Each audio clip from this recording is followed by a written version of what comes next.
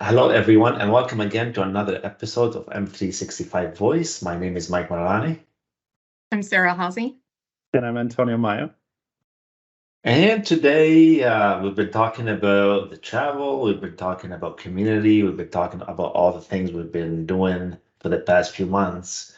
And we decided to not talk technical, but talk about the community and all the events and what's happening in the community overall. So we're just going to talk about community. Yay. Yes, something different, I guess. So there has been, fortunately for us, we enjoy it, but there has been, I think, a surge of more in-person events in the last few months, and I think that that's going to continue. So I know we're excited about a big in-person event, and I know I went to Canada to see you all last month. So do you want to maybe start with the Ottawa event? Sure, yes. So we did Ottawa early November, November 4. It was the first in person since COVID. Decided we have to go back in person. It was the right time to do it. It was safe to do it.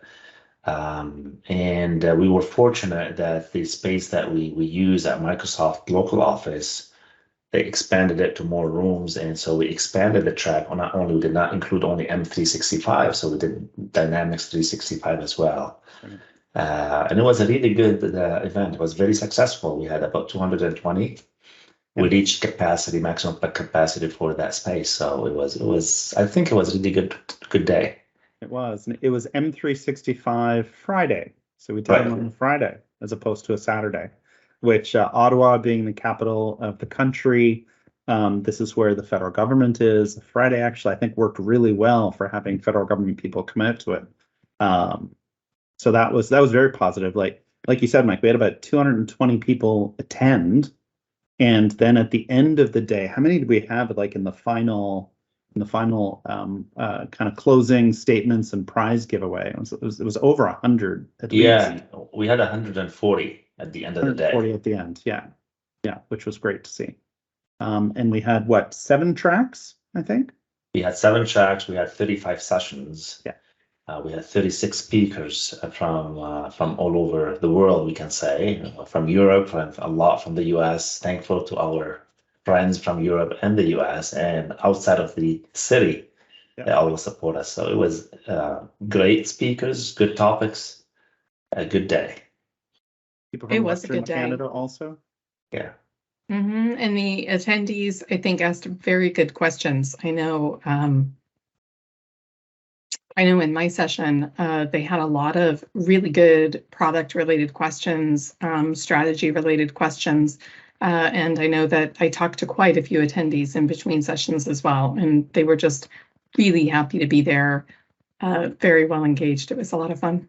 Yeah, and the Microsoft office was fabulous, like right downtown, close to a lot of stuff, close to a lot of the government offices, so it was really easy for government employees to get there. Lots of space, which was nice. Yeah, and the weather cooperated. Typically in November.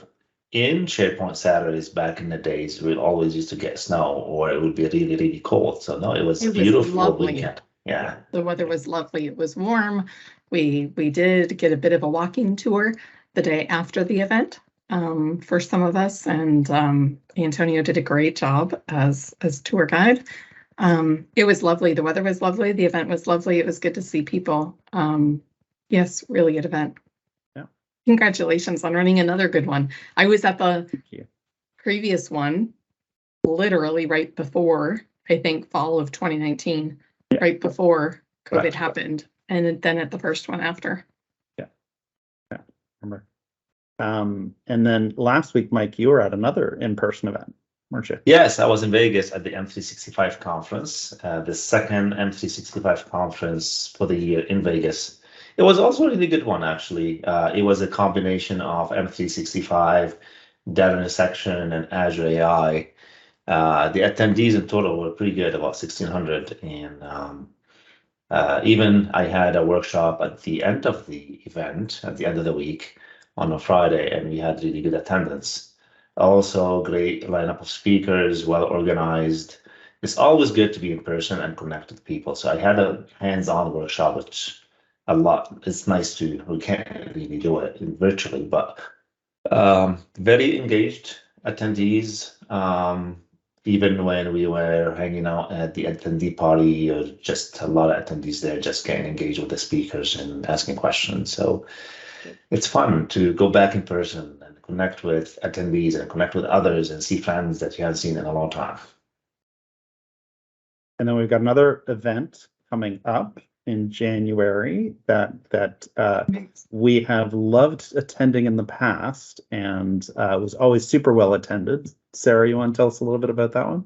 Yeah, so we are very excited that SharePoint Saturday Twin Cities is coming back with an in-person event, rebranded as M365 Twin Cities. But we are coming back with an in-person event on Saturday, January 21st. So, we're very excited to be back in person. And I think that we have, so far, I think we have 10 rooms running concurrently throughout the day. So we have room for 40 sessions. And in terms of the quantity of speakers, I think that we have about 35 speakers coming, including a lot of people from all over the US. And there is a huge Canadian contingent that is coming in for this event, including Antonio, who wouldn't miss it. No. And Mike, who would miss it. Yes, I am going to have to miss it because I booked my vacation the same week, way before you guys had to announce it. But I'm happy for you, but I'm sad at the same time. I won't be able to make it. Yeah, I'm sad that you won't be able to make it too. But yes, so we are very excited. We're not very excited that Mike won't be there, but Mike won't be there. Antonio and I will be there, and we're delivering a session together at the event. So, so we are excited about it. But what I'd really like to do, Mike, is have you talk a little bit about, in order for people to find out how and where all of these events are happening, including Twin Cities and other events. Can you talk a little bit about the communitydays.org site, how it came about, and maybe we can even do a little bit of a demo and show people how they can find these kind of events and get registered. That's a really good idea. So while I'm getting this one done, a few months ago, a few of us decided we used to use SPS.org, SPSevents.org, where people will go and find events and speakers will go and find events as well and submit. It was a nice way to kind of manage SharePoint Saturday events.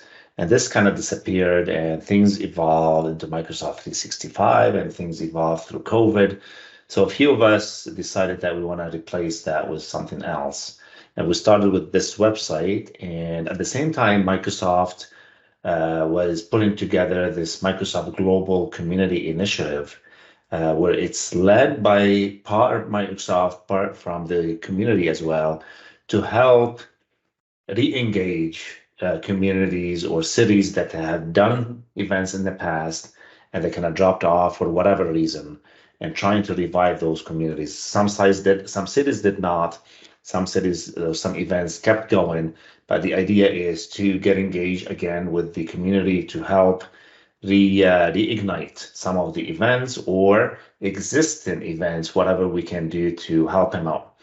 So those came from two separate places, and then eventually we teamed up with Microsoft to put together this communitydays.org, which, let me just share my screen here, and we'll show you what is it about. So it is a site that you can go as a speaker, as an organizer, or as an attendee. You will be able to find cities from around the world. It does not have to be a small event. It's anywhere from small to large event. It can be anything. It can be a user group if you want to. It can be an M365, Dynamics 365, Azure, anything related to the community from the Microsoft point of view. You will be able to go and find one. So I will go through the site as a just regular user or a speaker. So you go to communitydays.org and you will see this banner that the top last 4 or 5 last sites or upcoming events as well. You can go through them. So here we go. Twin Cities is up here. And then you can go and click on event details. And if you want to register for the event, there's a countdown on when the event is happening, linked to the actual hashtags and the mention on Twitter. So that's on one way to get to it. There is also some other upcoming events that you can see at the bottom here that you can go and browse through them. But what we like about this site actually is when you go into events, it will show you a few things that we worked hard to make it happen. You can go with upcoming events, previous events, or custom range. You can even go by the country, and this is all dynamic. So if you're interested to go and speak or attend any event in a different country, you can go and filter on that. You can filter on registration. You can filter on call for speakers, call for sponsors. And so, and see, I want to go for call for speakers here. It would automatically goes and actually filter that. So registration open, it will do the same thing as well. And I can go through each one of them. So if I click on M365 Twin Cities, it will give me the details at the right-hand side. I can go register for it. If the call for speaker is closed, I cannot apply anymore. I can apply to be a sponsor. And it's depends on if the actual information is ready or not. So you will have some sessions that it's been published. You see all the sessions, the speakers as well. Good lineup of speakers here. I can see quite a bit of Canadians. You are correct on that side here. The schedule, if it's up, if it's not up, the schedule. It's not up yet. I'm not up working on it. And then the sponsors and the contacts. So that's how you can get to the site. So this is the site that is a go-to for a lot of attendees and speakers to go, like myself. I want to go and speak somewhere, I will be able to do that. Now, as an organizer, you will have to go, and if you want to create a log, you want to create an event, you're going to have to create an account. Once you are approved, because we're going to have to vet to who you are before we give you an account on the site. Once you're approved, then you'll be able to go and create the actual event. It's really easy. It's a form. You just go fill in the information and go next. And then every page has a different type of information. They even approved me. But they did, yes. That's you talk to someone, eh? Not enough to get you to come to the Twin Cities for the event, but just enough to be able to create the event out there. I have to poke at you a little bit about that. That's correct. He'll be thinking about us as he's sipping margaritas on the beach while we're. That's right. right. I will be tweeting about the margaritas on the beach actually that day. You got my word for this. So once you have an account, you will be able to come back every year or every time you have an event and create an event. It will be published right away. And it is integrated with Sessionize. So once you enter everything and you approve everything in Sessionize, it will automatically show up into this site. So we're trying to make things a lot easier for the event organizers, the speakers as well, the sponsors, and the attendees to go and find these kind of events. It really is easy, and as someone who coordinates speakers, who submits to speak at a lot of events, it's really nice that it integrates so well with Sessionize, because many of us are familiar with using that as a tool.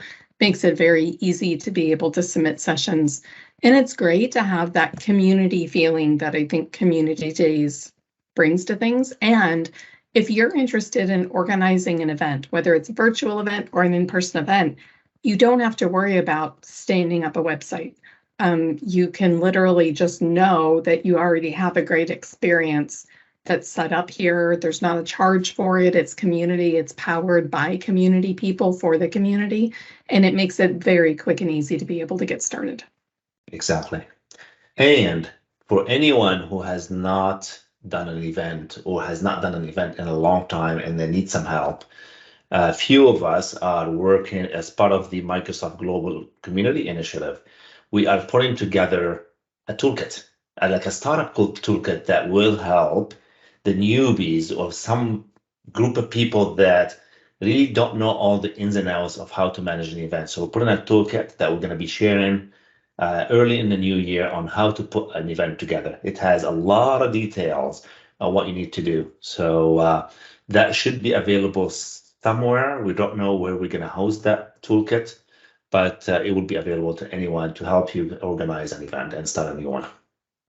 And my question for you, Community Days site, it's fantastic. It's really easy to find events and to register and apply to speak at events and so on. My question is it only for free events, or is it also for paid events where attendees have to pay to attend? It is not only for free events. Not sure what the logistics are now. A lot of it is managed in the back end with Microsoft, but it is not meant only for small free events. Even for big events and that are paid events, you'll be able to go and register and promote your event as well there. Okay, just curious. I'm assuming the registration will take you back. So it's up to you how everything that you see on the site here, all the content is dynamic, but you manage the registration button, for example. You manage where the sessions are coming from. So if you have a paid event and you just take the users or the attendees to your paid site, that's how it works. Gotcha. Okay, good. So yes, use it. It's very handy. Took a lot of get some credits to the people who developed it or worked on it. It was quite a bit of people. The main person was Tom Daly, that worked on a lot of the back end, and few of us jumped in and helped him to make sure that it went live. It took a lot of work, but yes, kudos to all of them.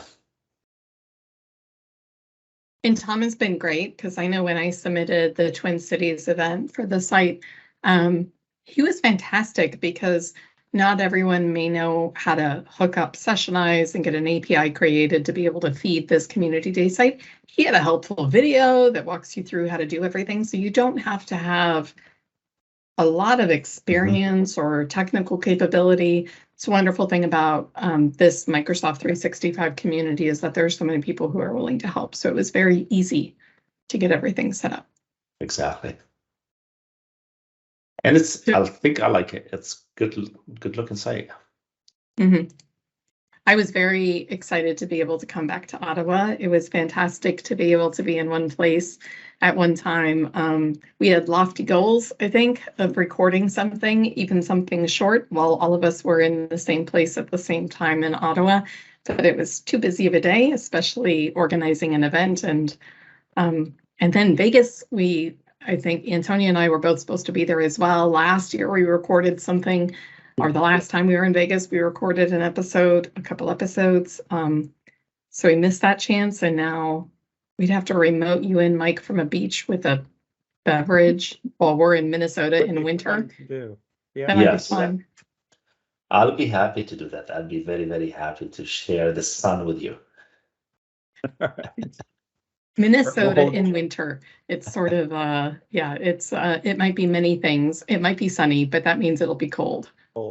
Yeah. We'll hold you to that, Mike. We'll set up a time. Yes, absolutely. I got all the time in the world while on the beach, so it's up to you if you have the time as an organizer. You may have all the time in the world. You may not have access to a phone. Yeah, sure. So exactly. I love it. It was great to be able to be at Ottawa. I'm excited about Twin Cities and having people come back. And I'm most excited about, after what feels like a long time, of getting back in the swing of having in-person conferences, but also having the in-person community events is so meaningful. And I'm thrilled to be able to see them coming back. Exactly. Love it. We've got others for the new year too. So in May, we've got the M365 conference in Las Vegas again. That's another one. And then hopefully we'll start to see more on the Community Days site show up for the new year. I think we're going to start seeing some populated for the spring and the summer. I think so. The site is gaining ground, is getting popular, and people are finding out about it. So we should be able to see a lot more. We already have like over a dozen communities, events happening there already, whether it's virtual or not. But it's gonna be full for the next few months, I think. Yeah, fantastic. We've all been part of the community for a long time, and it means a lot to us. Sharing information to the community, attending events, organizing events, People that we meet at events become our friends over time.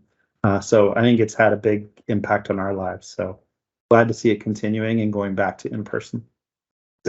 Exactly. That's what gets me excited, is just getting back into the community, just connecting with people, connecting with attendees, and having that feeling that you have made, whether it's a really tiny impact on someone from a work perspective, if they learn something a little bit. For me, it's very exciting. We met at a community event, didn't we, Mike? We did. We met in St. Louis. I don't remember which year though, but St. Louis was the place I think we met. It was St. Louis. Yeah, I think it was at the SharePoint Saturday St. Louis event. So love being able to do these and to be able to connect, and you never know where it will bring you. One of the most special things that as an organizer and as a speaker that I love to hear about is how it brings people together. And many times I've heard of people who have come to one of these events and maybe found, even if maybe they were looking for a new job opportunity, maybe they weren't looking, but they made connections with people that led them to a future career opportunity, or being able to build friendships with people, or even podcasts. So you never can tell how it's going to benefit you to participate and to go to some of these. So love it. Love this topic. We're going to talk probably for hours about the community, the experiences we've had, the fun we've had, the challenges we've had, sometimes getting out of Twin Cities with a snowstorm a few years ago. But it's great. I love it. Love to do that. So thank you for being here. Thank you for watching us, and I will see you on the next episode. bye, everybody. Thanks, everyone. Bye.